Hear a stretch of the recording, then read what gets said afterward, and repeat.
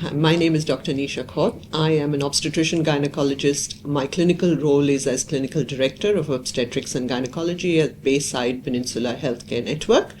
I'm also the president of the Royal Australian New Zealand College of Obstetricians and Gynaecologists, RANZCOG. Postpartum hemorrhage is one of the most common complications of childbirth. Worldwide, the estimate is that about 70,000 women die every year from postpartum hemorrhage.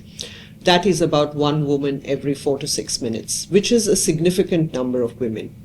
Thinking about Australian statistics, the Australian Institute of Health and Welfare in 2023 told us that the maternal mortality ratio, which is the number of mothers who die per 100,000 births, is 8.2. Of these, there are a proportion that die of PPH, and in 2023, 4 women died of PPH in Australia. Contrast that with our neighbors, Papua New Guinea, where the MMR, or the maternal mortality ratio, is actually 188.6, and 30% of the deaths there are due to PPH. The risk of dying for a mother in Papua New Guinea is 1 in 20 compared to 1 in 10,000 in Australia. So we can see that there is definitely a difference in the numbers. WHO also tells us international maternal mortality ratio is around 197 per 100,000 live births. Coming to the definition of PPH, conventionally the definition has been 500 mils or more of blood loss following childbirth.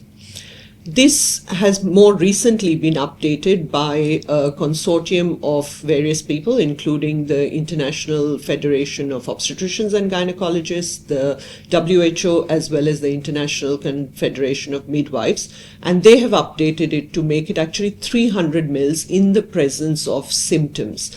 The reason for that is that if you wait to get to 500 mils, you are not capturing the women who might already be at risk of significant morbidity and mortality from blood loss. Whereas if you start at 300 and look at the full picture, look at what the woman's blood pressure is, what her pulse rate is, and see the signs of compromise, then that is the time to act. And we know that early action will save lives.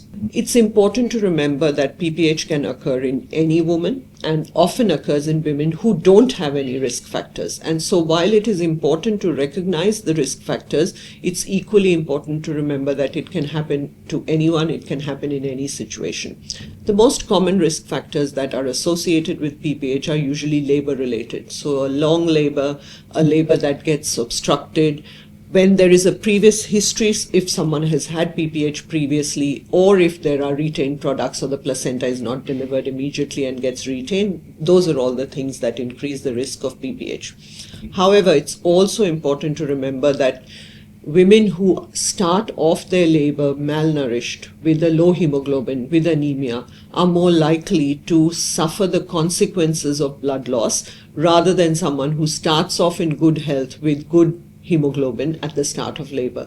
So a woman starting labor with a hemoglobin of, for example, 12, if she loses 500, 600, 700 mils, she's not going to get as symptomatic or as unwell as someone who starts labor with a hemoglobin of 7 or 8. Depending on where you are, the challenges will be slightly different. But first of all, health workforce is a big challenge. We in Australia are very lucky that we have a very well qualified workforce. But if you leave the center of Melbourne or Sydney, we still have workforce challenges rurally and regionally. And if you look at different countries, there is definitely a challenge to have skilled health workforce looking after women and being able to provide the care that they need.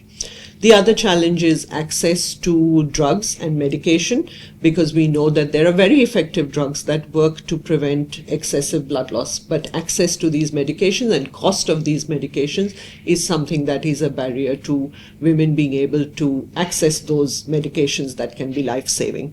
Of course, there's also the challenge of referral mechanisms, having those specific places that women will need to go to when the bleeding can't be controlled by easy mechanisms. So having hospitals nearby, having the ability to perform surgical procedures, having the person who will be able to perform surgical procedures is the other challenge. One of the most important studies that has been done in recent times for management of PPH and prevention of PPH has been the use of tranexamic acid. This was a large multi-center study done across many countries and showed that tranexamic acid is very useful in the treatment of PPH, but perhaps not as useful in the prevention of PPH. There are ongoing studies to explore this further.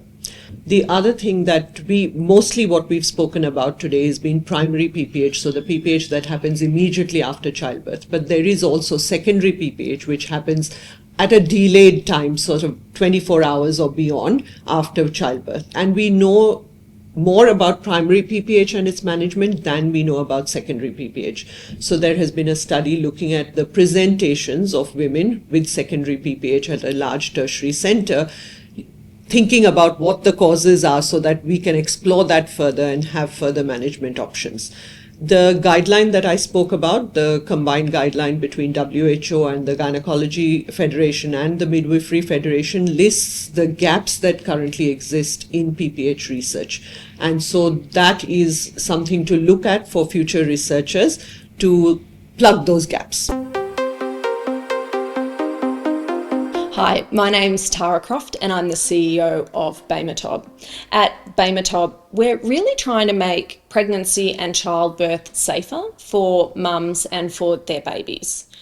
Our founder, Dr. Sarah McDonald, had a particularly traumatic childbirth experience with her son. And during that experience, she was trying to explain to the obstetrician that what she could feel didn't feel right. And the obstetrician looked at the monitor in the room at the time and said, "This looks fine on the monitor," but it wasn't. And so she left that experience absolutely determined to be able to show her obstetrician what she could feel so that no mother ever has to go through what she did or worse. If you're a mum giving birth today, you're monitored with the same technology that monitored your grandma when she gave birth in the 1960s. So whilst there isn't an immense amount of innovation required to really improve on the standard of care today, there's an amazing opportunity to transform maternal and fetal monitoring and leapfrog these solutions into the 21st century.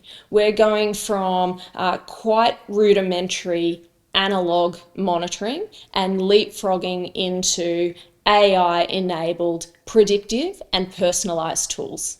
At Baymatob, we've been operating for around 7 years, and in that time we have run a proof of concept study, we've run an animal study and a 500 patient pilot study. We're now embarking on our pivotal clinical trial, the last study required before regulatory submissions to bodies like the TGA and the FDA. That's a very significant study for us. It's a 1,000 patient trial across both Australia and the US. We have 2 sites up and running already here in Sydney, the Royal North Shore Hospital and the Royal Hospital for Women. And so far patient recruitment is going really positively in that.